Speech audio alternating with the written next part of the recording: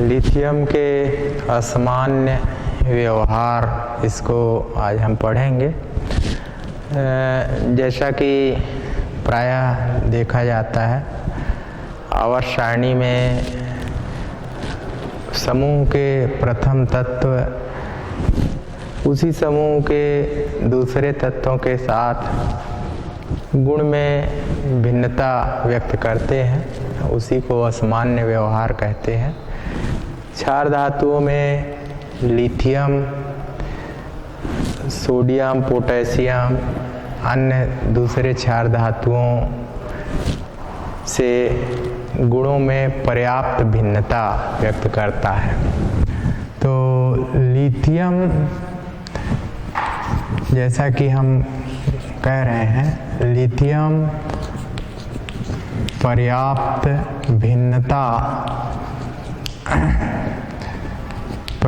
भिन्नता प्रदर्शित करता है और यही इसका असामान्य व्यवहार कहलाता है। लिथियम अपने वर्ग के अन्य सदस्यों से गुण में पर्याप्त भिन्नता प्रदर्शित करता है, यह लिथियम का सामान्य व्यवहार कहलाता है। अब लिथियम का सामान्य व्यवहार होता है तो उसके क्या कारण हैं? तो कई कारण हैं, जिनमें से पहला है कि लिथियम जो परमाणु है या आयन है, लिथियम, तो लिथियम परमाणु या आयन, इसका छोटा आकार होता है। ये इसका पहला कारण है। गुण में भिन्नता ये प्रदर्शित करता है अपने वर्ग के सदस्यों से। ध्रुवण क्षमता या पोलराइजेशन जो पावर है, ध्रुवण क्षमता, तो ध्रुवण क्षमता इसकी उच्च होती है। तो ये भी एक कारण है। विद्युत ऋणता जो है या विद्युत धनात्मक जो प्रकृति हम कहना चाहिए, तो विद्युत धनात्मक प्रवृत्ति ये इसकी कम होती है। विद्युत धनात्मक प्रवृत्ति कम होती है।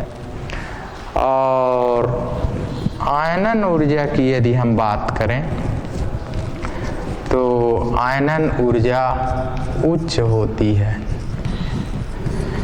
तो ये सब कारण हैं लिथियम के असामान्य व्यवहार के। तो अभी हमने पढ़ा कि लिथियम अपने वर्ग के सदस्यों से गुणों में पर्याप्त भिन्नता प्रदर्शित करता है, इसी को हम लिथियम का असामान्य व्यवहार कहते हैं। और लिथियम के असामान्य व्यवहार के कारण है कि लिथियम परमाणु या आयन, उसका छोटा आकार, लिथियम परमाणु की ध्रुवण क्षमता और अधिक होना, उच्च होना, विद्युत धनात्मक प्रकृति जो है इसकी, उसकी कम होना, आयनन ऊर्जा का अधिक होना या उच्च होना। तो ये हुआ लिथियम के असामान्य व्यवहार के कारण। अब ये सब कारण हो गए और इसके कारण लिथियम अपने वर्ग के सदस्यों से भिन्न है। अब भिन्न है तो किन किन गुणों में भिन्नता है उसको हम पढ़ेंगे। तो लिथियम जो है अपने वर्ग के सदस्यों से निम्न गुण में भिन्नता प्रदर्शित करता है। तो लिथियम किन किन गुणों में अपने वर्ग के सदस्यों से भिन्नता व्यक्त करता है? भिन्नता तो है, वही उसका सामान्य व्यवहार है। तो किन किन गुणों में भिन्नता व्यक्त करता है? तो पहला रहेगा कि लिथियम जो होता है अपने वर्ग के सदस्यों से अन्य सदस्य जो हैं, अन्य क्षार धातु हैं, उनकी तुलना में कठोर होता है। लिथियम अन्य क्षार धातुओं से कैसा होता है? कठोर होता है। दूसरा हम कह सकते हैं कि लिथियम जो है इसका क्वथनांक या इसको हम बॉइलिंग पॉइंट भी कहते हैं तथा गलनांक इसको हम मेल्टिंग पॉइंट कहते हैं। तो ये अधिक होते हैं, उच्च होते हैं, अपने वर्ग के अन्य सदस्यों से अधिक होते हैं। तो ये देखने को मिलता है कि लिथियम का क्वथनांक है, गलनांक है, वो कैसा होता है? अधिक होता है। लिथियम यदि ऑक्सीजन से क्रिया करता है, ऑक्सीजन से क्रिया करता है तो ऑक्साइड बनाता है, ऑक्साइड बनाता है। और उसको हम सब जानते हैं कि लिथियम ऑक्साइड Li2O बनाता है। लेकिन अन्य सदस्य होते हैं वो इस तरह से M2O2 भी बनाते हैं, MO2 बनाते हैं। ते उनके पराक्साइड कहलाएंगे और ये उनके सुपर ऑक्साइड कहलाते हैं, सुपर ऑक्साइड। तो अभी हम पढ़ रहे हैं कि लिथियम जो है असामान्य व्यवहार के अंतर्गत लिथियम कौन कौन से गुण में भिन्नता प्रदर्शित करता है अन्य क्षार धातुओं की तुलना में। तो हमने पढ़ा कि लिथियम अन्य क्षार धातुओं की या अन्य सदस्यों से क्या है? अधिक कठोर है। लिथियम का क्वथनांक, बॉइलिंग पॉइंट, गलनांक, मेल्टिंग पॉइंट अधिक होता है। लिथियम ऑक्सीजन से क्रिया कर लिथियम ऑक्साइड ही बनाता है, लेकिन अन्य सदस्य पराक्साइड बनाते हैं, M2O2। इनका सामान्य सूत्र सुपर ऑक्साइड बनाते हैं MO2 की तरह के। तो ये है कि लिथियम के असामान्य व्यवहार। अब इसमें इन गुणों के अलावा भी कुछ भिन्नता लिथियम व्यक्त करता है। 3 गुण आपने पढ़ा जिसमें लिथियम अन्य क्षार धातुओं से भिन्नता प्रदर्शित करता है। अब इसके अलावा चौथा गुण यदि हम बात करें जिनमें हम भिन्नता पढ़ रहे हैं तो है नाइट्रेट को गर्म करना। नाइट्रेट को गर्म करने पर हम पढ़ रहे हैं कि यदि हम लिथियम का नाइट्रेट लें तो गर्म करें तो क्या होगा, और अन्य क्षार धातुओं का नाइट्रेट लेंगे उनको गर्म करेंगे तो क्या होगा। तो लिथियम नाइट्रेट ये सूत्र हुआ। इसको यदि हम गर्म कर दें तो लिथियम ऑक्साइड बनेगा, नाइट्रोजन डाइऑक्साइड बनेगा और इस तरह से O2 बनेगा। अब यदि इसको संतुलित करें तो इस तरह से रहेगा ये। अब लिथियम का नाइट्रेट तो ऐसे हुआ गर्म करने पर। अब लिथियम ना लेकर दूसरे नाइट्रेट ले लें, जैसे सोडियम का नाइट्रेट ले लिए। अब इसको हम गर्म करें तो सोडियम सिर्फ नाइट्राइट में परिवर्तित होगा, यानी NO2 और O2। तो इस तरह से रहेगा। तो कहने का मतलब ये हुआ कि लिथियम के नाइट्रेट गर्म करने से इस तरह से परिवर्तित होते हैं, परंतु इस वर्ग के अन्य धातुओं के जो नाइट्रेट हैं वो नाइट्राइट में परिवर्तित होते हैं। किस में परिवर्तित होते हैं? नाइट्राइट में। ठीक है, तो ये चौथा हुआ, चौथा गुण जो भिन्नता प्रदर्शित करता है लिथियम। अब हम और बात करते हैं, यदि कार्बोनेट है तो कार्बोनेट को गर्म करने पर तो लिथियम जो है इस तरह से विघटित होगा Li2CO3 और विघटित होकर आप देख रहे हो लिथियम ऑक्साइड बनाएगा Li2O और CO2। तो कहने का मतलब ये है कि लिथियम के कार्बोनेट को गर्म करने पर विघटित होता है और अन्य जो धातु हैं, अन्य क्षार धातु हैं, इनके कार्बोनेट हैं वो विघटित नहीं होते। तो कहने का मतलब यही हुआ कि लिथियम यहाँ पर भी भिन्नता प्रदर्शित करता है। तो अभी हम लिथियम के असामान्य व्यवहार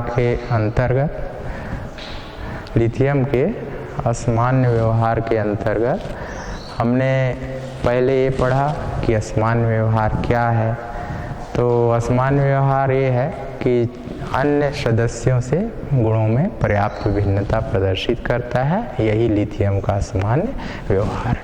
दूसरा हमने ये पढ़ा कि असामान्य व्यवहार के क्या कारण हैं और अभी हमने पढ़ा कि लिथियम कौन कौन से गुणों में अन्य क्षार धातुओं से भिन्नता प्रदर्शित करता है, जिसमें आपको 5 विभिन्न गुण बताए गए कि लिथियम इन गुणों में अन्य क्षार धातुओं से भिन्नता प्रदर्शित करता है।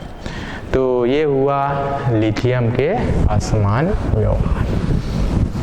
अब क्षार धातुओं का जो हम पाठ पढ़ रहे हैं, तो क्षार धातुओं के पाठ में ही अब हम आगे अध्ययन करेंगे, वो है लिथियम और मैग्नीशियम के विकर्ण संबंध। तो इधर हम लिखेंगे लिथियम और इधर लिखेंगे मैग्नीशियम और उनके क्या पढ़ेंगे, विकर्ण संबंध।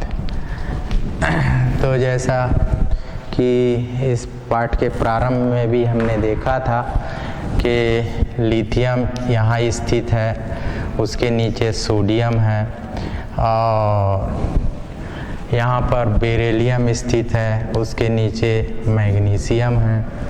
ये कौन सा आवर्त है, द्वितीय आवर्त। ये कौन सा आवर्त है, तृतीय आवर्त। तो द्वितीय आवर्त और इधर कौन सा हुआ, ये तृतीय आवर्त।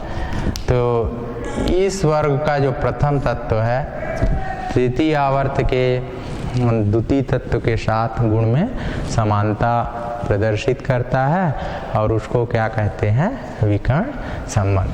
तो लिथियम का जो विकर्ण संबंध है वो किस धातु के साथ है, मैग्नीशियम धातु के साथ। तो विकर्ण संबंध की एक और परिभाषा है कि द्वितीय आवर्त के जो तत्व हैं अगले समूह के तृतीय आवर्त के तत्व के साथ गुण में समानता प्रदर्शित करते हैं और इसे ही विकर्ण संबंध कहते हैं। और इस पाठ में हम किनका विकर्ण संबंध अध्ययन करेंगे, लिथियम का मैग्नीशियम के साथ विकर्ण संबंध, इसको हम पढ़ेंगे। तो आपने कहा कि गुण में समानता होती है, तो लिथियम और मैग्नीशियम के कौन कौन से गुण हैं जो समान होते हैं उसको हम पढ़ेंगे। तो पहले हम बात करेंगे परमाणु त्रिज्या की। परमाणु त्रिज्या 1.34 होती है एंगस्ट्रॉम और मैग्नीशियम की होती है 1.36 एंगस्ट्रॉम। तो आप देख रहे हो कि परमाणु त्रिज्या में समानता होती है, लिथियम और मैग्नीशियम के लगभग समान है। लिथियम की परमाणु त्रिज्या 1.34 है एंगस्ट्रॉम और मैग्नीशियम की जो परमाणु त्रिज्या है वो 1.36। तो पहला गुण है जो लिथियम और मैग्नीशियम दोनों का कैसा है, समान है। दूसरा है ये ध्रुवण क्षमता दोनों में पाई जाती है, ध्रुवण क्षमता। तो ध्रुवण क्षमता दोनों प्रदर्शित करते हैं, ये भी इनमें समानता है। तो लिथियम ऐसा ध्रुवण क्षमता प्रदर्शित करेगा और मैग्नीशियम जो है इस तरह से ध्रुवण क्षमता प्रदर्शित करता है। तो ये इनके गुणों में दूसरी समानता हुई। लिथियम व मैग्नीशियम दोनों कठोर होते हैं, दोनों कठोर होते हैं, ये तीसरी समानता है इनके गुणों में, विकर्ण संबंध में। तो लिथियम और मैग्नीशियम दोनों कैसे होते हैं, कठोर होते हैं। और इनकी विद्युत ऋणता भी समान है, विद्युत ऋणता लिथियम और मैग्नीशियम की लगभग समान है। लिथियम की यदि हम कहें तो विद्युत ऋणता 1 है और मैग्नीशियम की यदि हम कहें तो विद्युत ऋणता 1.2 होती है। ठीक है, तो ये एक और घटना है जो लिथियम और मैग्नीशियम में क्या होती है, समान होती है। तभी हम पढ़ रहे हैं कि लिथियम और मैग्नीशियम के विकर्ण संबंध के अंतर्गत लिथियम और मैग्नीशियम के गुणों में किस तरह से समानता व्यक्त करते हैं। और 4 हमने समानताएं पढ़ी कि लिथियम और मैग्नीशियम में किस तरह से समानता है। अब इसके अंतर्गत हम पांचवा समानता यदि हम कहें तो लिथियम जल से क्रिया करेगा। लिथियम क्या करेगा, जल से क्रिया करता है तो लिथियम हाइड्रोक्साइड बनेगा। क्या बनेगा, लिथियम हाइड्रोक्साइड, और जल जो है बाहर निकलेगा H2O।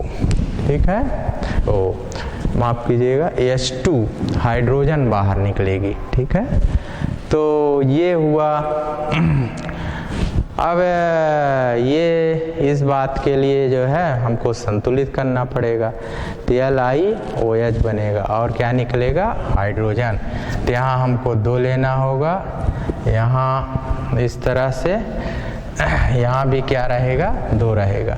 तो लिथियम इधर कितना है, 2 लिथियम परमाणु, और ऑक्सीजन जो है यहाँ पर कितने हो गए, 2, और हाइड्रोजन इधर कितने हैं, 2 और 2 4। तो इस तरह से लिखा जाएगा। ठीक है, समीकरण के इधर के परमाणु इस ओर के परमाणु के बराबर होना चाहिए। ठीक है, तो लिथियम परमाणु इधर कितने हैं, 2, इधर हाइड्रोजन कितने हैं, 4, तो इधर भी हाइड्रोजन 2 और 2 4, लिथियम इधर 2, ऑक्सीजन इधर 2, इधर भी ऑक्सीजन 2। तो लिथियम इस तरह से हाइड्रोक्साइड बनाता है।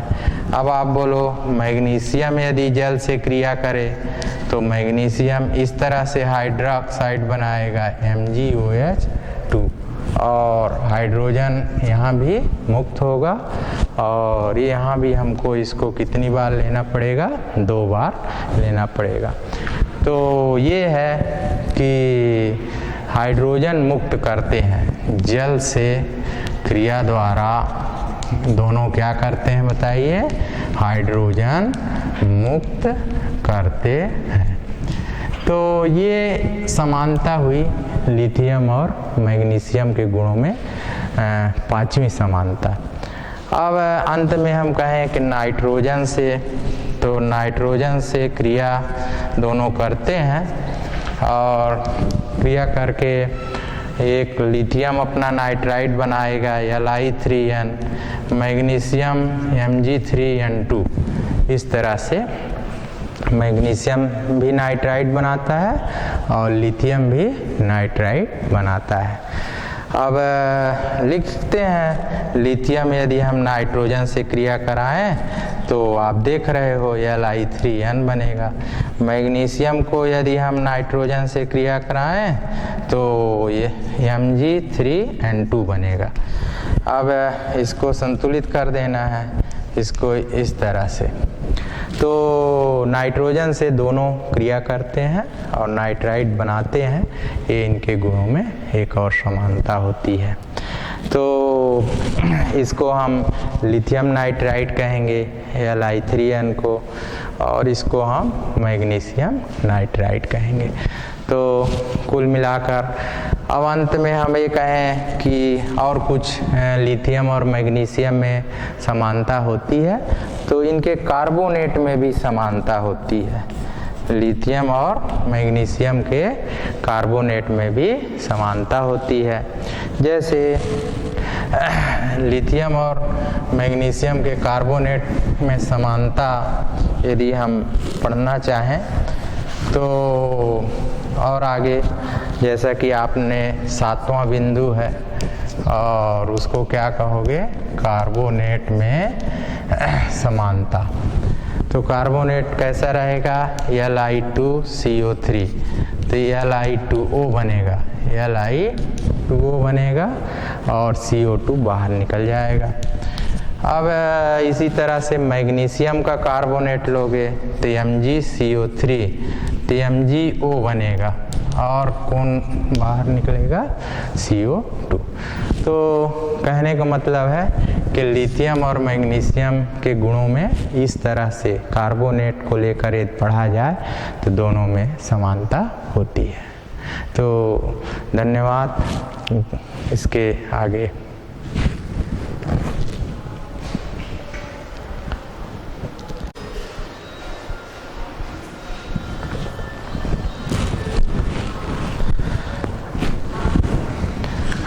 जैसा कि हम पढ़ रहे थे लिथियम और मैग्नीशियम में विकर्ण संबंध, इसके तहत हमने पढ़ा कि लिथियम मैग्नीशियम धातु के साथ कई गुणों में समानता प्रदर्शित करता है।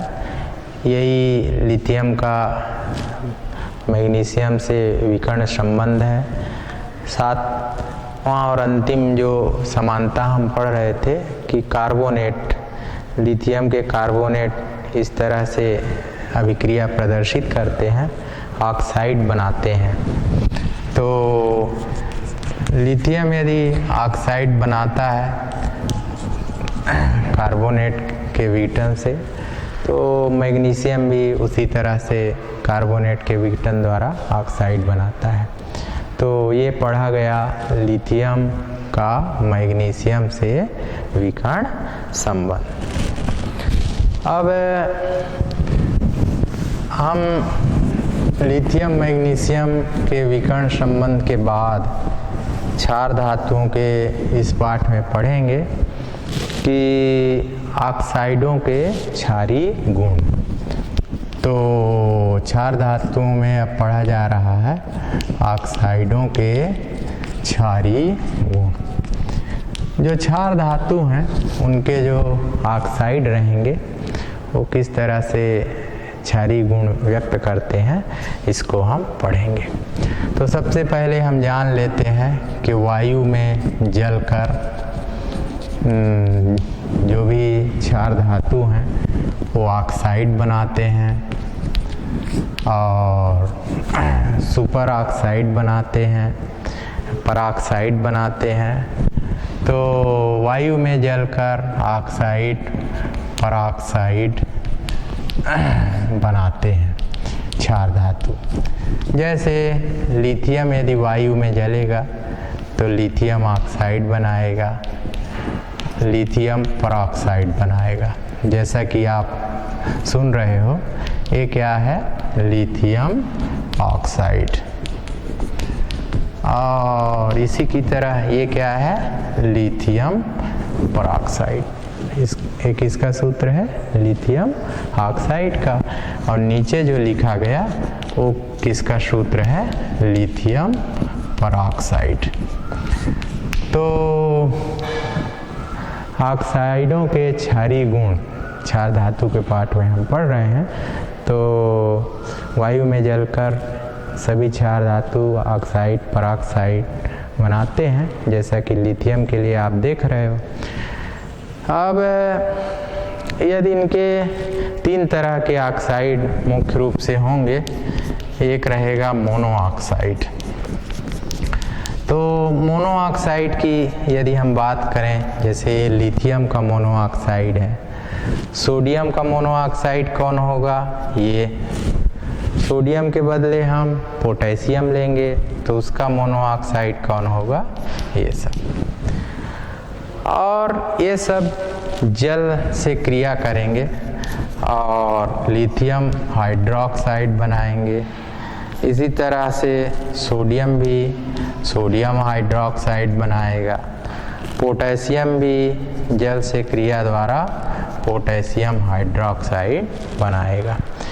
अब जैसा कि आप देख रहे हो, यहाँ दो अणु बनेंगे लिथियम हाइड्रोक्साइड के, दो अणु बनेंगे पोटेशियम हाइड्रोक्साइड के और सोडियम हाइड्रोक्साइड के, और दो अणु बनेंगे पोटेशियम हाइड्रोक्साइड के। तो इनके जो मोनो ऑक्साइड हैं जल से क्रिया कर क्या बनाते हैं? हाइड्रोक्साइड बनाते हैं। ठीक है, चाहे लिथियम का हो, चाहे सोडियम का हो, चाहे पोटेशियम का। तो अभी अभी हमने किसके बारे में पढ़ा? मोनो ऑक्साइड के बारे में। अब मोनो ऑक्साइड को यदि हम मोनो ऑक्साइड के बाद यदि हम पढ़ें तो मोनो ऑक्साइड के बाद बारी आती है पराऑक्साइड। तो पराऑक्साइड के क्षारीय गुण की बात अब हम करने जा रहे हैं। तो पराऑक्साइड जैसे कि आप देख रहे हो कि दो ऑक्सीजन परमाणु संयुक्त रहेंगे। ये पराऑक्साइड इस तरह से संरचना प्रदर्शित करेंगे।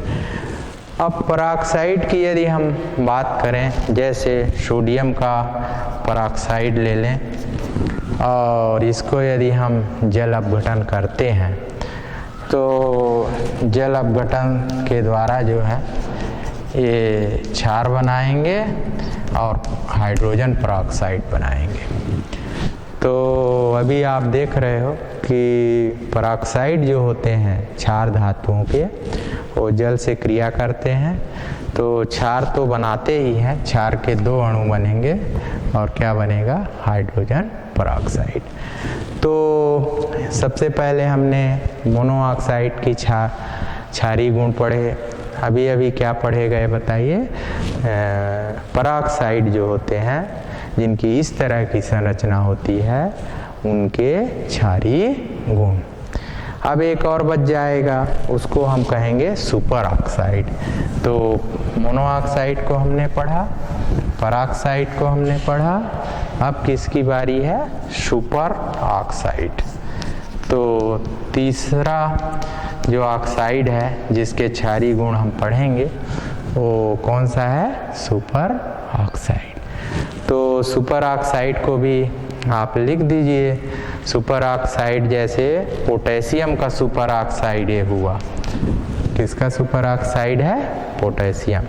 पोटेशियम का सुपर ऑक्साइड, इसको भी आप जल से क्रिया करेंगे तो इसमें दो पदार्थ बनेंगे, पोटेशियम हाइड्रोक्साइड भी बनेगा, इसके अलावा हाइड्रोजन पराऑक्साइड भी बनेगा और ये ऑक्सीजन बनता है। और इसके कारण सुपर ऑक्साइड जो है ये क्या होते हैं? ऑक्सीकारक होते हैं। क्या होते हैं? ऑक्सीकारक। ये जो ऑक्सीजन परमाणु बने और इन्हीं के कारण इन लोग कैसा होते हैं? ऑक्सीकारक होते हैं। अब इसको जो है संतुलित करना पड़ेगा इस तरह से। ये तो अभी ऑक्साइडों के क्षारीय गुण जब हम पढ़ने लगे तो हमने पढ़ा कि वायु में जलकर सभी क्षार धातु हैं, ऑक्साइड, पराऑक्साइड, सुपर ऑक्साइड सब बनाते हैं।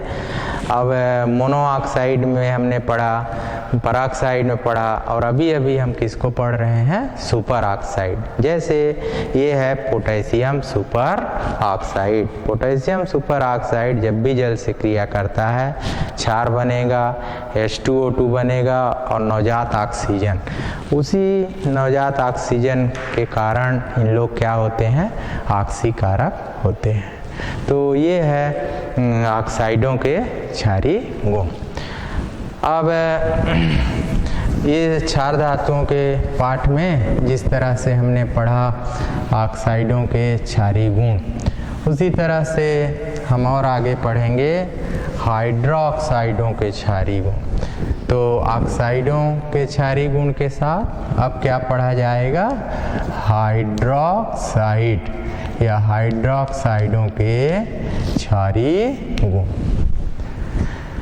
तो अभी क्षार धातु में जैसा कि आपने देखा मोनो ऑक्साइड, पराऑक्साइड, सुपर ऑक्साइड, अब हम पढ़ेंगे कि हाइड्रोक्साइड के क्षारीय गुण।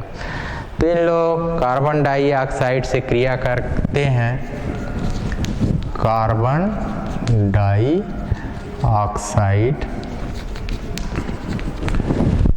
तो कार्बन डाइऑक्साइड से इनकी क्रिया होगी और क्रिया द्वारा इन लोग कार्बोनेट बनाते हैं, कार्बोनेट बनाते हैं। अब आपको लिखना है, जैसे सोडियम हाइड्रोक्साइड है, इसकी कार्बन डाइऑक्साइड से क्रिया होगी तो Na2CO3, Na2CO3 सोडियम कार्बोनेट और साथ में जल के अणु ये बनेंगे। तो कुल मिलाकर आप देख रहे हो इधर सोडियम परमाणु या Na परमाणु 2 है और इधर कितना है, 1। अब आपको देखना होगा कि इधर समीकरण के दाहिनी ओर, समीकरण के बाईं ओर परमाणु की संख्या बराबर होना चाहिए। तो इधर सोडियम की परमाणु कितना है, 2, इधर भी कितना है, 2, इधर ऑक्सीजन परमाणु 2 और 2 4, उधर भी 3 और 1 4, हाइड्रोजन इधर 2, उधर भी हाइड्रोजन कितना है, 2।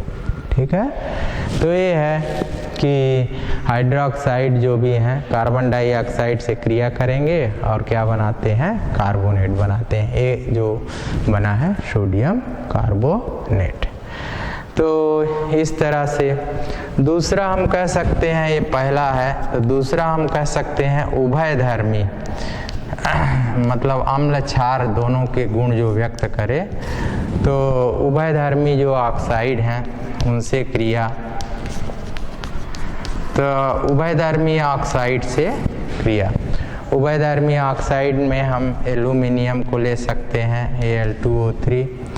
यदि इसकी हम क्षार धातु जैसे सोडियम हाइड्रोक्साइड जो इस पाठ में पढ़े जा रहे हैं उनसे क्रिया करेंगे तो सोडियम एल्यूमिनेट बनेगा, यानी AlO2 बनता है और जल के अणु जो हैं निकल जाएंगे।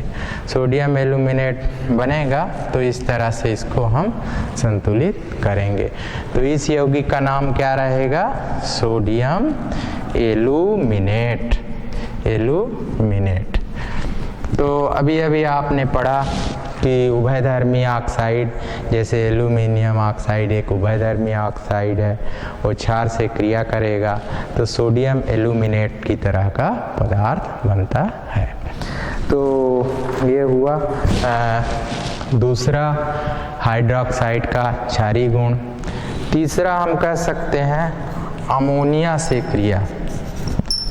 तीसरा जो हाइड्रोक्साइड का क्षारीय गुण है वो किससे क्रिया हम पढ़ रहे हैं, अमोनिया से क्रिया। अब पुनः हम क्षार धातु को तो लेंगे इस पाठ में, उनको पढ़ रहे हैं।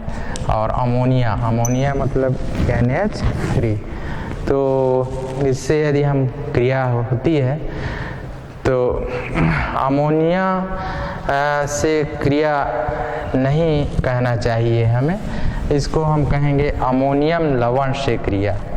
तो अमोनियम लवण की क्रिया होगी, क्षार आप वैसा ही लिखेंगे, अमोनियम क्लोराइड एक अमोनियम लवण है, तो ये है अमोनियम लवण से क्रिया। तो इसमें अमोनिया मुक्त होगी NaCl भी बनेगा। तो अमोनियम लवण से जब क्षार धातु की क्रिया होगी तो कौन मुक्त होता है, अमोनिया, और सोडियम क्लोराइड बनेगा और जल की मात्रा बनती है H2O। तो अमोनियम लवण से जब क्रिया होगी तो इसमें आप कहोगे कि अमोनिया मुक्त होती है। अमोनिया क्या होती है? मुक्त होती है। जैसा कि दिख रहा है ये अमोनिया क्या है बताइए? मुक्त हो रही है।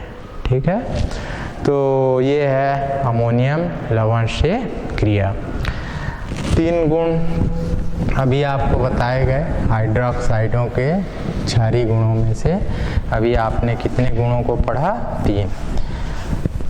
अब हम इसी कड़ी में और आगे पढ़ते हैं कि एल्कोहल से क्रिया। चौथा गुण कौन सा रहेगा हाइड्रोक्साइडों के क्षारीय गुणों में? एल्कोहल से क्रिया। अब एल्कोहल, एथिल एल्कोहल एक प्रचलित एल्कोहल है, लिख दिया गया। क्षार धातु NaOH ये भी लिख दिया गया। तो इस तरह से बनेगा C2H5ONa, तो इनको लिख देते हैं C2H5ONa। और क्या मुक्त हो रहा है? हाइड्रोजन। क्या मुक्त हो रहा है? हाइड्रोजन। और H2O हाइड्रोजन नहीं, जल अणु मुक्त होता है। तो ये है सोडियम एथॉक्साइड। तो एल्कोहल से क्रिया के द्वारा एल्कोक्साइड बनते हैं, एल्कोक्साइड बनते हैं। और इसको यदि हम कहें तो ये है सोडियम एथॉक्साइड। क्या है? Sodium ethoxide. तो एल्कोहल से क्षार की क्रिया, हाइड्रोक्साइड के क्षारीय गुण ये पढ़ा गया। तो अभी हमने ऑक्साइडों के क्षारीय गुण और हाइड्रोक्साइडों के क्षारीय गुणों को क्षार धातु के पाठ में अध्ययन किया। अब ऑक्साइडों के क्षारीय गुण, हाइड्रोक्साइडों के क्षारीय गुण के साथ अंत में है हेलाइड। क्षार धातुओं के हेलाइड जो हैं उनको इस पाठ में पढ़ा जाना है। तो क्षार धातुओं के हेलाइड जो है, ऐसा हम कहते हैं कि 20 से अधिक क्षार धातुओं के हेलाइड ज्ञात हैं। क्षार धातुओं के हेलाइड ज्ञात हैं। लगभग 20 या 20 से अधिक क्षार धातुओं के हेलाइड पढ़े गए हैं। और इसमें से जैसे लिथियम का हेलाइड ये है, लिथियम क्लोराइड। लिथियम का हेलाइड ये भी है, लिथियम ब्रोमाइड। इनके नाम क्या हुए? ये है लिथियम क्लोराइड। और इसका नाम क्या हुआ? Lithium bromide. तो ये क्षार धातुओं के हेलाइड हैं। और सोडियम क्लोराइड हो सकता है NaCl, ये क्रिस्टली जालक संरचना प्रदर्शित करता है। तो क्षार धातुओं में हम पढ़ रहे हैं कि क्षार धातुओं के हेलाइड कितने हैं। तो क्षार धातुओं के अभी आपने देखा कि कुल कितने हेलाइड हैं? 20 से अधिक हेलाइड ज्ञात हैं, पढ़े गए। और उसमें से lithium chloride, lithium bromide, sodium chloride जो एक क्रिस्टली संरचना प्रदर्शित करता है, ये क्षार धातुओं का हेलाइड है। तो हमने ऑक्साइडों के क्षारीय गुण, हाइड्रोक्साइडों के क्षारीय गुण और क्षार धातुओं से संबंधित हेलाइड ये सबको अध्ययन किया। और धन्यवाद।